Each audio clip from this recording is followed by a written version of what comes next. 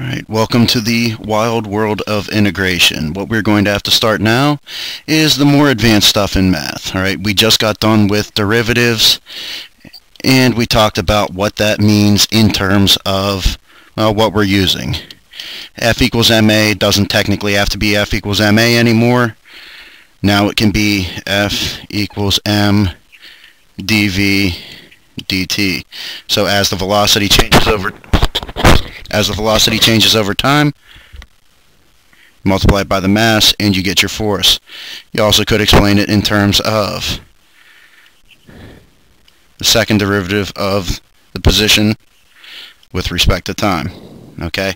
Now, all this stuff we've worked with extensively. Now we're going to go one step further. Some places are going to call this integration.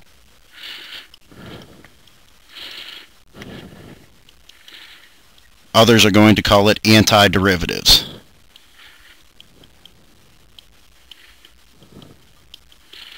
Alright, I like the term antiderivatives as a descriptor of what you're going to be doing here, but the problem is when you use that as the general term to make up what's going on here, it makes it a little bit more confusing. Integration is the better term for it in that regard, but antiderivatives is a functional term. Alright, now, what we're going to be doing is the exact opposite of what we did with integrals. So let's say that we've got a position vector x, which is negative 4.9 t squared plus 3.8 t plus 7.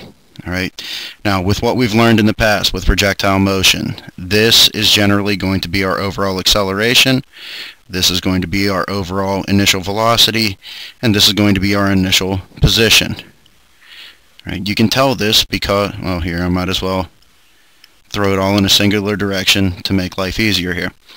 You can tell this by, first of all, if I take the time being 0, I know that my original or initial position is 7.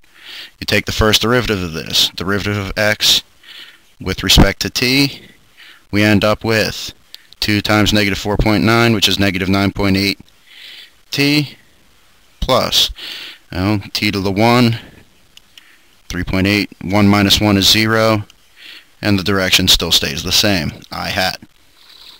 Okay, so in essence what we've just found here is our overall velocity.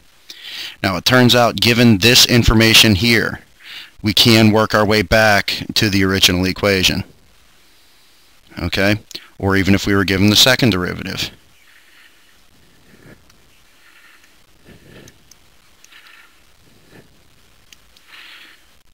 We could work our way back here. So basically, integration is going to give us the opposite of what we did through derivation. So we're going to start with an acceleration, work back to a velocity, start with a velocity, and work back to an initial position. Alright, it's not insanely difficult, but it does get kind of tricky. Alright, now first of all, the symbol that you're going to see with integration is this weird looking S-type thing here. Now, here's what we're trying to do. Let's take the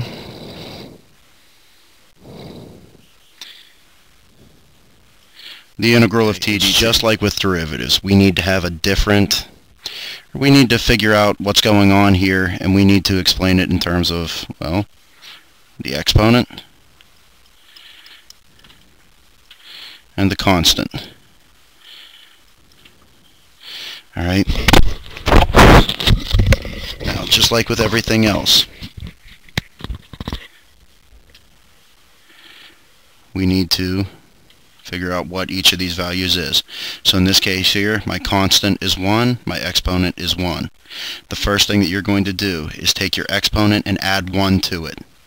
So I'm going to end up with t to the 1 plus 1. Because my original exponent was 1, I'm going to add 1 to it. Now, out front, it's not quite as easy as it was before. So what we're going to do here is we need to multiply it by whatever your constant was divided by your new exponent, 1 plus 1. So in this case here, It's 1 divided by 1 plus 1, or 1 over 2 t squared. Now, just because we don't have enough information yet, there's also some unknown constant term that goes with it as well. This c we do not know, and we cannot solve with what we have right here. This setup is what's called an indefinite integral. Now, it's called an indefinite integral because there are no boundaries. Basically, I don't know where I'm starting and where I'm ending. So because I have an indefinite integral, there's always going to be a plus c, which is just some constant term. All right, now, what I want to do is check to make sure that this works. If this truly is the antiderivative, that means that if I take the derivative of this, I should end up with my original situation here. So, let's see what we've got here. I've got 1/2. I'm going to take the exponent and put it out front. T to the exponent minus 1 plus. The derivative of some constant is always going to be 0. So 1/2 of 2 is 1. T to the 2 minus 1, which is 1, plus 0. So I'm all set here. So I end up with just t. Okay, so this is the general format that you're going to need to use. Now, when you get into math class, there's going to be a lot more methods for you to work with, a lot other things that you can do with these. But I'm not going to go that far in here. All right, I'm just going to show you the basics of the basics. I'm going to leave the high-end stuff to Mr. Rogers. There's what's called U substitution, all kinds of crazy stuff that happens as well.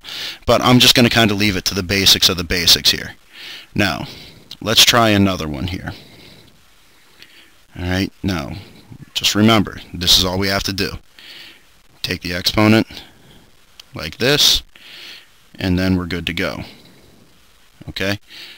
Now, a couple of times we're going to have things that are going to bug us, but I'm going to start with some basic ones here. So let's go integral of t cubed plus t squared plus t plus 1 with respect to t.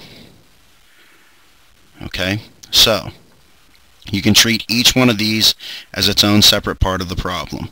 So if I take the integral of t cubed, I'm going to end up with t to the 3 plus 1, or 4, whatever my constant was in front, divided by my new exponent, 1/4 t to the 4th, plus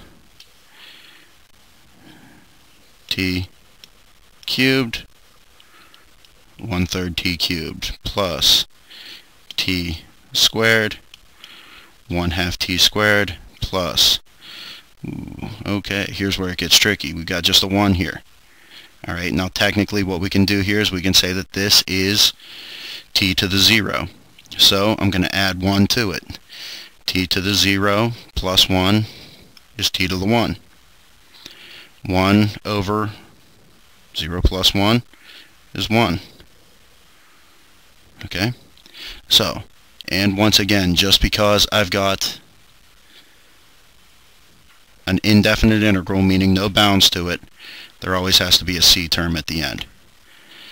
Okay, now this is kind of the basics of the basics. I'm going to show you a couple more problems like this, and then I will turn you loose on some of these.